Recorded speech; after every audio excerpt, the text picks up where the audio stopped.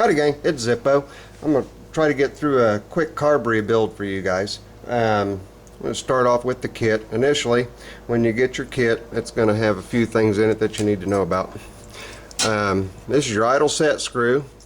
Your old one may be made out of aluminum. Be very careful when taking these out or turning them in, as the tiny little needle at the top of these is easily damaged when it's seated into the pot metal housing of the carburetor.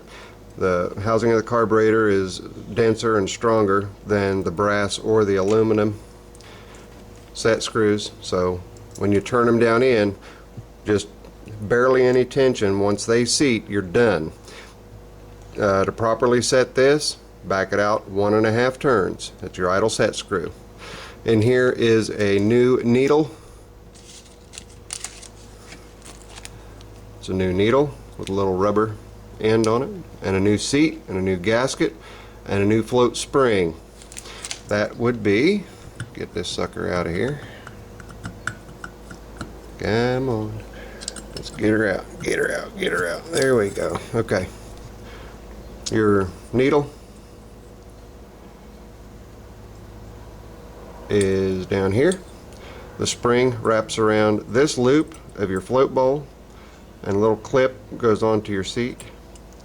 And what that sits into, obviously, is this piece right here. It's brass fitting. It screws in with a screwdriver. It's got a gasket for it. Also, this is a new pin, which would replace this pin on your float.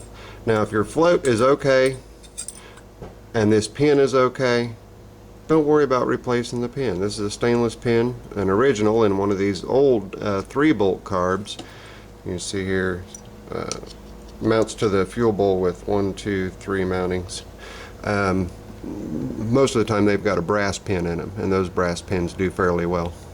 To properly set your float, after you've got all this stuff replaced and gotten everything cleaned up, you know, the oxidization that's on from the pot metal and just different stuff like that, get everything cleaned up, then you want to set the carburetor just like I did, with the intake going into with your intake elbow side down on a flat surface, and then you want your float to lay level. That's a correct adjustment for the floats on these. Okay, having said that, you cannot get this unit out of the bowl without first taking out your main jet. The main jet has to come out first. The reason, get a look down here in the center, and we can kind of see it. Okay, right down here is a hole. You see this hole right here? That jet comes through that hole. You try to pull the top part of the carburetor apart off of the fuel bowl without first taking your main jet out, you're going to break your main jet. This is if you don't have a rebuild kit, and even if you do have a rebuild kit, you don't want to jack it up if it's you know, don't fix it if it's not broke. So make sure that you take it out. That would be this piece right here. Okay? And in order to get this piece out successfully without boogering up the ends of it, and I've had so many people tell me, I try to take it out but the end gets all stripped out, make a specialty screwdriver. The specialty screwdriver, I've even got it marked on here, carb driver. I've ground this narrower. I have ground the tip down so that the tip of the screwdriver fits perfectly inside the groove on the jet. And that is this screwdriver's sole purpose. All it does is takes out and replaces main jet screws in these Briggs engines. Make the tool, round your outer edges here, round them out real nice so there's no burrs or anything. Any burrs are going to transmit into the fine threads inside your pot metal housing. You don't want to do that. Everything needs to be very clean and very careful. If you have a problem getting yours out anyway, where the screwdriver won't work, drill into the center of the hole until you've gotten yourself up to 1/8 of an inch. After you get a 1/8 inch hole in there, Get you a cheap set of screw extractors. Use the second screw extractor, which is a number 2, size of 7/64. Start that one down in your hole and carefully back it out. You want to run it back down in and back it out as many times as it takes for it to come out easily.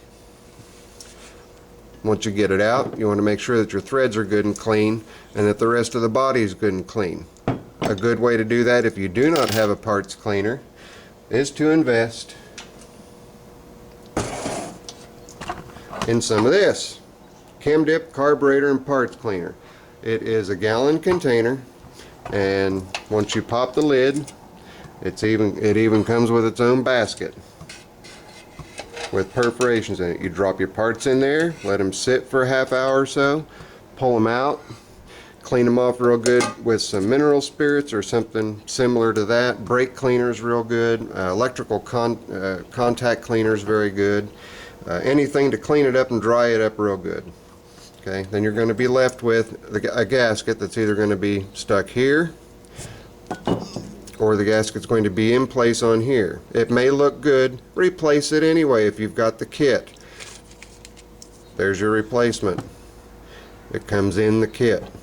Use it. Okay, and this is also the intake to carburetor gasket right here. So the kit will come with everything. Comes with your low idle screw, comes with your main jet, comes with your needle and seat, also comes with your main jet screw. Now this is an old-fashioned one. It doesn't have the screw on it. It's just got a little flap, and that's correct for these old Briggs. Now when you first put this unit together, I suggest after you get your jet installed, after you've got the two pieces together, so you'll have everything together just like this. You'll have everything together. You'll have your screws in here. You'll have everything cinched down. You'll turn the carburetor over. You'll put your jet in. You'll screw your jet down. After you screw your jet down and get your jet seated, to make sure you've got it seated, screw it down, back it out, screw it down again.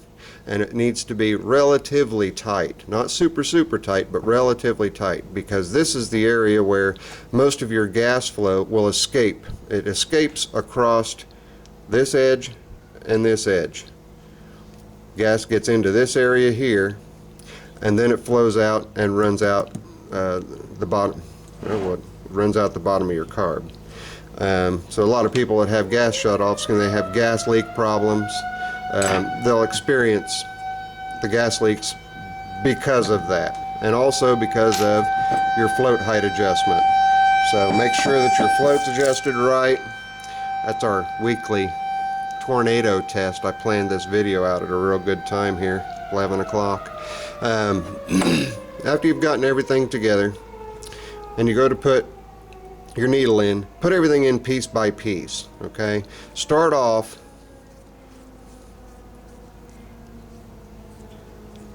and only put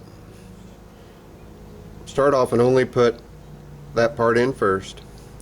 You'll just screw that down in there with the gasket and the short end. The gasket and the short end, you just screw it in. After you get that seated, then start your needle in. But only put your needle in until it just barely comes in, and so that you can see it. Let's see here. Let me run it through. Okay. You see where the needle's just started to come through. You tighten, go ahead, you can put the whole unit together and then put everything together like that and it'll be fine. Then run your needle on down until it just barely comes in contact and seats with your main jet. After it seats with your main jet, you're in pretty good shape. Then you back it off 1.5 turns. That's your initial settings. I'm at 9 minutes and 20 seconds. If anybody has any questions, just give me a holler. I'm going to do another quick short video on final setups when you've got your carburetor mounted to your tractor, so stay tuned for that. This is Zippo. Later. I'm out.